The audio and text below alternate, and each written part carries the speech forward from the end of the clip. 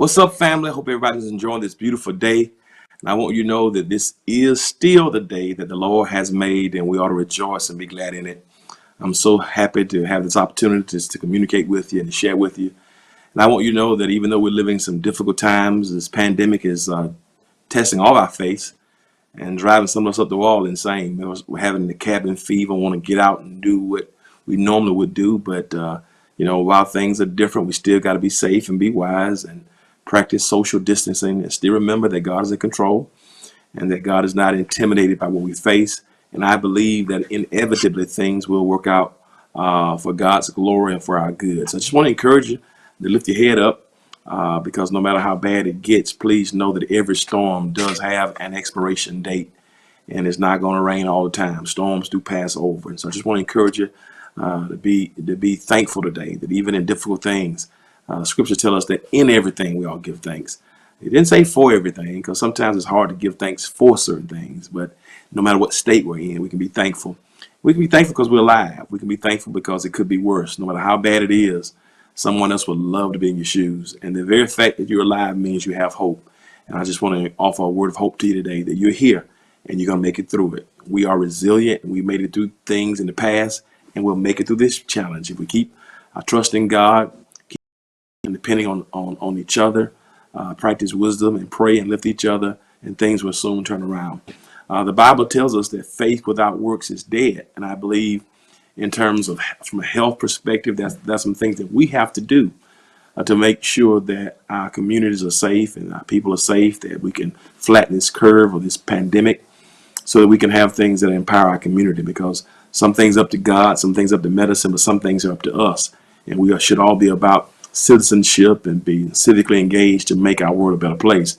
And so practicing wisdom and social distancing during this time and following the guidelines of the CDC and WHO, those things are important in order for us to make the world a better place and a healthier world. So some things we have to do. We have to be busy. We have to take responsibility. And if we do those things, we can help change the world. But not just in terms of health should we take some responsibility during this pandemic. We also should take some responsibility in terms of being accounted for, in terms of following many of the protocols that have been established by our country and local and state municipalities, in order that we can make sure that we are the people that God is calling for us to be. And so with that in mind, I want to let you know that we have something very, very, very important coming up this week, and that because of the pandemic, this thing is kind of getting swept to the back rugs and the backwoods, and it's not really being spoken about a lot or enough. We have to bring more awareness to it because it's also our responsibility. And we're talking about the U.S. Census that's getting ready to be due in a couple of days. And so I'm so happy today that I've invited one of our local county commissioners of Dekalb County. He is a native of Chicago, Illinois, from the Inglewood community.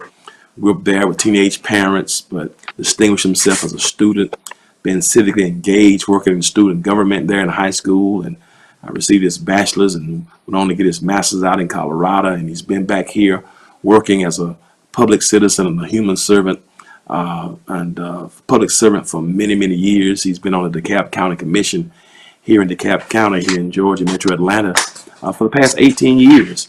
He's also the second vice president of Neiko, which is the National Organization of Counties. The organization constitutes about 3,000 counties around the nation, and it's a very, very powerful organization. And he's climbing the ladder in that organization. Will soon be the president of all the counties, 3,000 counties in the country, the National Organization of Counties. And I'm so happy he's here with us. He's our local commissioner here in Dekalb County. He's been a friend of our church and a friend of mine. I want to welcome to our show today in our town hall. This is called Town Hall, and today our town hall is discussing the U.S. Census 2020. So would you welcome with me today our local commissioner and second vice president of National Association of Counties, Brother Larry Johnson, Commissioner Larry Johnson. Welcome, Larry. How are you, sir? Man, thank you, Pastor. On these circumstances, I'm moving forward, and thank you for continue to be innovative in what you all are doing to keep folks connected. And that's what I love about you and your church, because no matter what the circumstances are, you're going to continue to keep us civically engaged, and that's what we need right now. Well, I appreciate you, brother. You've been just a jewel, not just to me and our church and our district, but all over DeKalb County and this state. and even holding nationwide office, you have represented yourself incredibly well as a public servant, as a humanitarian, and whenever we've needed you, and so many of our faith leaders and others within our community will attest with me that when we call you, you'll come. Recently, we were just having a drive and receiving donations to give food to our senior citizens during the pandemic, and we probably given away over 1,000 bags of groceries the last couple of days to our senior citizens. And I was at the church one day getting some work done, and look who drives up, none other than Commissioner Johnson, with a trunk full of groceries to donate. And I didn't know you were coming. That's just kind of man and the kind of human being you are. And I want to thank you, not just for being a person who talks the talk but walks the walk. We see you regularly, and you're all over this community. I want to just commend you for that, because sometimes people come around when they want to vote, but when you need service, you can't hear from them. And that's not been your testimony for the 16 plus years I've known you. And I just want to commend you and thank you for all you're doing. Thank you. You're a great servant, a great leader. And thank you. And I appreciate you for that. Thank you, Pat. I want to jump right in right quick. I want you to inform us, because you've been talking to me, and I've heard you've been a champion for this, about the census. And I think there are a lot of people who don't understand what the census is, how often we should fill out the census, how does it benefit us. So I just want you to come on and spread some awareness. There are people all over the world who are watching, but especially Americans need to get this insight from you. And so I thought of nobody better who can come and inform and empower us with the information. So would you just give us a synopsis of what the census is for and how it benefits us and what our responsibility is and what happens if we don't do it? Thank you, Pastor. The census is so important. We started this, it's part of our Constitution. In 1790, George Washington wanted to do a census. At that point, we only had 3 million Americans in this country. And you know, we bloomed almost to 300 million Americans. And so it's so critical that we have everybody counted every year, regardless of citizenship. They never put a citizenship requirement in there, so everyone has to be counted. So whoever you have in your household needs to be counted, because guess what? This determines resources, roads, bridges, sidewalks, Meals on Wheels, housing for our homeless, Head Start programs, pre-K, early learning education, hospital beds, determining the risk of transmission of diseases. All of those things are critical. That's why the census is done every 10 years. And you cannot, like I tell people, you only get one time every 10 years. And we cannot make the mistake of being undercounted. And we undercounted in our poor communities, African American communities, people of color, and we miss out on critical services, especially during times like this. Wow. Is there any way, do you have any information to tell us in terms of the percentages of persons who have actually filled out the census versus those who don't? I mean, how underrepresented are we? And is that underrepresentation unique to certain counties, or certain counties more represented than others? Right. You can go to census.gov, census.gov, and now we get an up-to-date count every other week on how many people have responded. And since we're dealing with COVID-19, this is the first census, Pastor, that's online. That means 95% of the households can do it online. And so you don't have to touch anybody. You don't have nobody come to your house. And so it's critical because it started last week. I mean, we started receiving things in the mail last week, and now we're on our second postcard that the federal government has sent to make sure that we can get everybody counted. And unfortunately, African American men are always undercounted in our census, and people of color. And so it's very important. The Dekalb County challenged our census in 2010 to make sure that we can get more people counted. But as you know, Pastor, dealing with programs from feeding people to human trafficking, if you have folks who need the program, say 10,000 people, and only 1,000 people fill it out, 9,000 people missed it. That's an undercount. That's crucial. Wow. To making sure that we don't get, guess what? There's money that don't come to our community. Wow. Wow. And so I think it's very critical. Yeah, absolutely. That's excellent. You talked about black men and how, there's a disproportionate number of persons in underserved communities and minorities and even African Americans. Let me ask you a question. You know, there's so much distrust Hmm. that people of color, African American men, we have with the government. You know, it's Right. just, That's right. I mean, I think that distrust is warranted. I mean, systemically, when you notice what Hmm. we face in terms of the government, you know, it's not like we just get up every morning and having confidence that the government's going to have the best interests of the marginalized at hand. But my Right. question would be, you know, sometimes I think persons think that registering for the census, if there's a criminal record or some type of issue in terms of law enforcement, that maybe, you know, is that an issue with people that they feel like by filling the census out, there's some outstanding traffic tickets or some outstanding warrants that it may be problematic? You know, can you allay any fears or concerns? How does that work? Does it work along with the, you know, criminal records, the database, etc.? See, Pastor, that's a great question. And if you fill it out, it's 10 minutes, 10 questions, and they don't ask you any questions about criminal records. They just want to know how many people in the household, how many, the names, and just basically, they don't get into details of that nature because remember, this is about population counting. We want to know your age, your sex, your race, because when you're dealing critically with resources, you want to understand from a black male perspective, okay, I need help with my GED. I need help with job searches and available. I need to know basically this data is used to determine how many folks in that community when you're trying to put a business in that community. And so that's why it's critical as a black man, especially with family, with a family, you want to know where all these critical resources are from, my parks and recreation department. What type of churches in my community? Where's the grocery stores? Where's the local people I can go to for prevention services? That's critical as an African American male to knowing those things. And the census is that resource database that can be used to help you do that. That's good. Have you ever heard that certain industries may or may not make decisions to invest or bring their companies or corporations into a particular community based on census size? So, could certain communities be hurt because of incorrect data or not enough reporting in terms of the census? Yes, we are hurt. A lot of times you look at, just take for instance around the church where you are. The median income around the church is about $50,000. And if you don't have those critical incomes included in the census, guess what? When you're trying to get a Whole Foods or a Nordstrom's or uh, Zoe's Kitchen, if you're not counted, if you're not included, guess what? You automatically knock yourself out for the next 10 years. That's why it's so critically important that folks fill out the census and people get caught up in privacy. They cannot ask you or use your personal information. You can go to jail and a fine up to $250,000.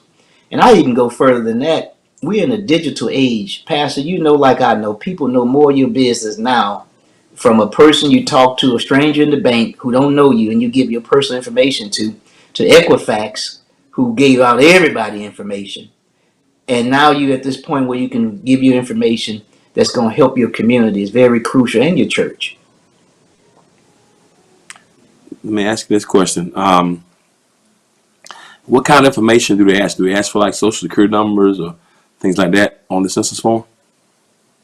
No, they don't ask. They all ask you is for how many people in your house. They ask you basically about.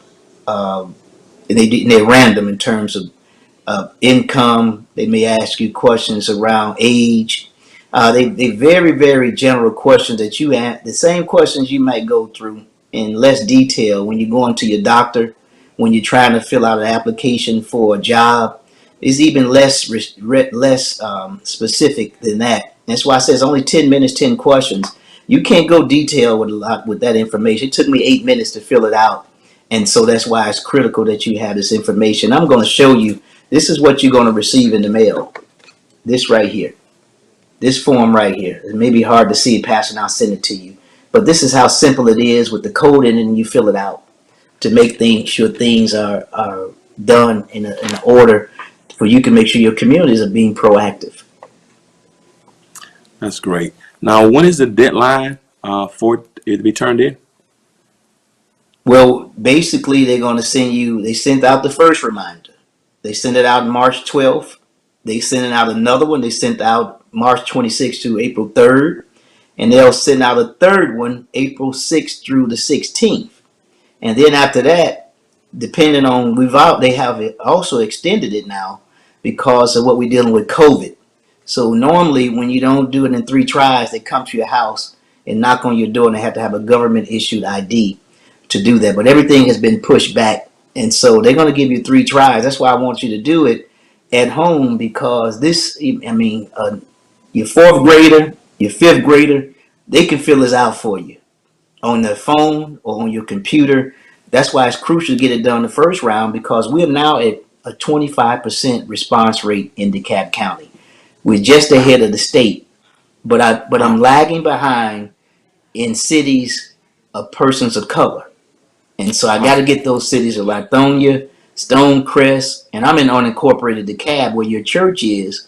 We got to get our response rate up because we're the last one. We're the most impacted by these numbers. Remember, this determines not only resources, but political lines, to redraw your lines to make sure you're getting the proper representation in your community. We're That's in so Georgia. crucial.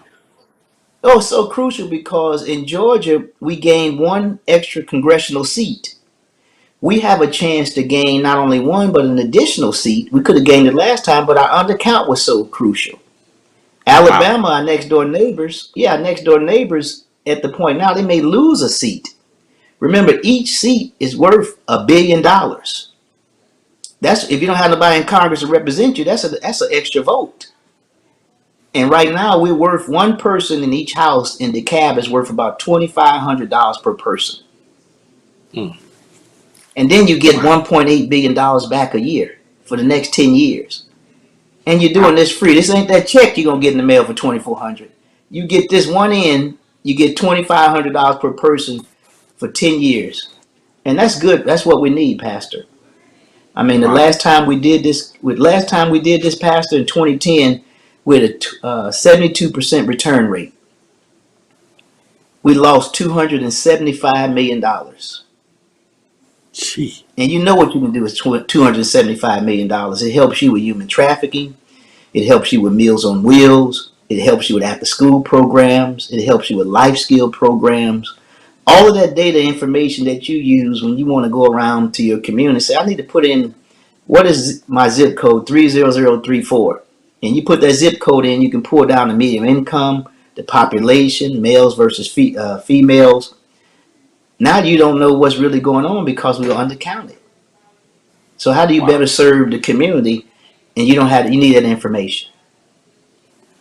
I mean, just but to think about how important that is, even in terms of the voting process and political lines and redistricting, and you can Yeah, really tell there's a lot going on, a lot of planning, trying to redraw these lines, and a lot more voter suppression that's happening on, under the guise of, whatever. But I think it's so right. very important that people understand that a lot of the gains we made from the Voting Rights Act uh, are attributed to or correlate to the census, and so that's so That's important. right. I don't know if we make that correlation. That's so important. I want to encourage everybody to do it. Would you give that information out again, where they can go online and do it? That website, please. Yes, before that, Pastor, I just want to touch more on that voting process. They Please. will convene a special session of our House and Senate in July of 2021 just to redraw the lines. That's how Whoa, crucial this is.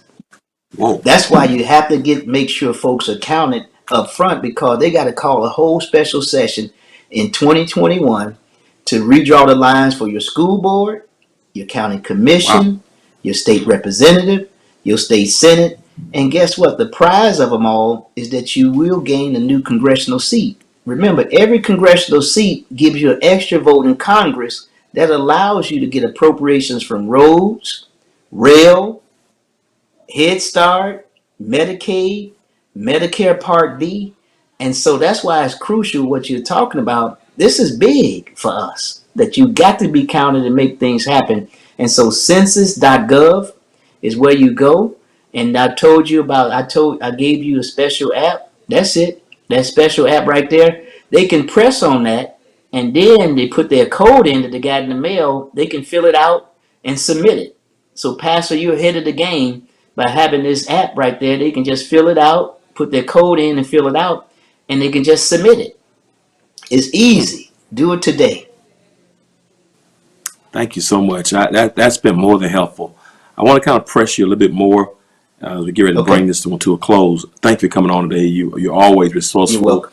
and very helpful, and it's important that we get the community out and get the word out. Sometimes we are very emotional, and we sometimes we're not thoughtful enough about how these things that affect us, and that's why I want to Right. really make sure we try to use this platform to really push the word out so people Yeah. can understand how it benefits us. But while I'm on that, with this COVID-19, your position in government, Mm-hmm. I want to get your take on what are some resources you think counties can provide to their constituents during this time, or words of wisdom you may want to share with those who are watching. I know you represent DeKalb County, but also representing Neiko, the National Association of Counties.